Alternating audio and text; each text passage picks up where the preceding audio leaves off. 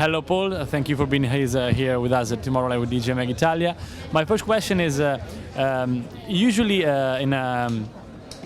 people think that the big EDM movement brought the big masses to the festivals and dance floor, but you are the living proof that even with like techno or different sounds, you can do it. How was your experience, passing from the club scene to the big crowds scene during the years? Because you have this.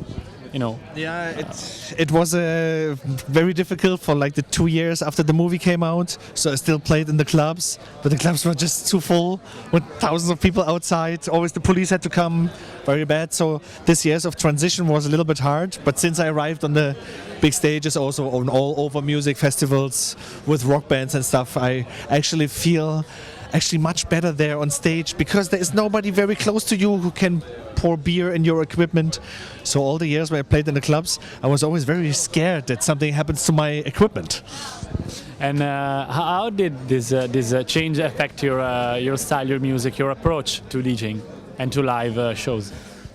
I actually play live like I did it. That's the funny thing. What I do there on stage, I even have more equipment now, but what I do there, it's actually what I did all the years in the clubs, so that's why it's funny that it could go also on the bigger stages.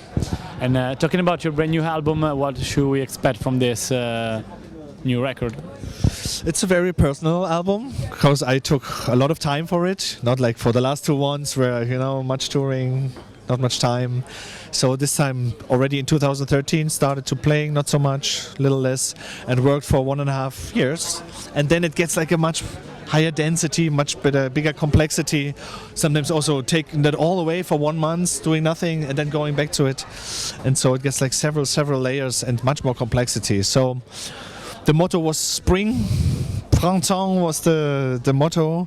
And so, yeah, I wanted to make a very hopeful and like uplifting and also, very melodical album. That was the approach. Germany used to be a place where, with a stronger electronic and club music tradition, starting from the Block Parade days and everything. And how do you manage to put this tradition on and bring it to another? I think it's a consistent work I do, also with my team. We are there all together for many years. Somebody who does a good work should stay. This is like one of my mottos. And I think the key is that I did everything all of the years, always the same. Didn't look left and right, just went my way. And then with some diligence and some luck, of course, then it can work. Today you're playing with people like Green Velvet, Dave Clark, and how do you feel linked to this tradition?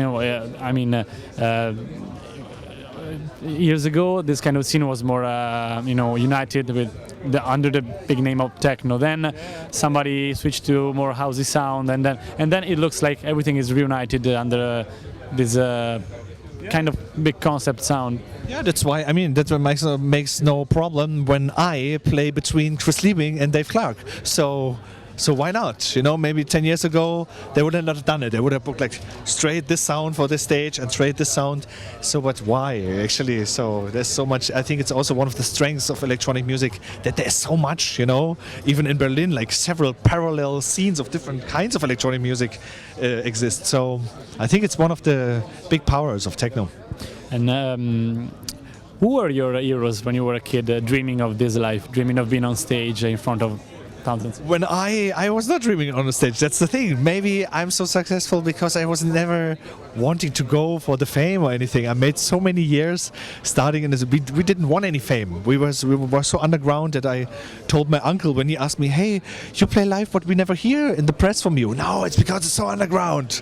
And I did this for many years, so that's where I'm actually coming from. But I also get older. I'm a father now. It's my job, So it's absolutely normal that that you need to achieve the higher. Also, things need to change to stay the same sometimes. And also, in my life, things need to change. Otherwise, it's very boring. And what is your dream for the future? One dream you would never expect to say, this is going to be my dream for the next years? Oh, I think it's my little daughter. She's like 3 months old now, so now she grows up. That's in the first place. It's the biggest challenge, but it's also the things I'm also most curious of what's going to happen next. So it also fits very good now. I thought before, oh shit, I'm already 38 and stuff. I'm late for to be a dad, but now I know it's all at the right time. All perfect. Thank you so much, Paul. And Thank you. on Tomorrowland tonight. Thank you very much. Buonasera, it's Paul KALKBRENNER here from Tomorrowland, and you're with DJ Mac Italia.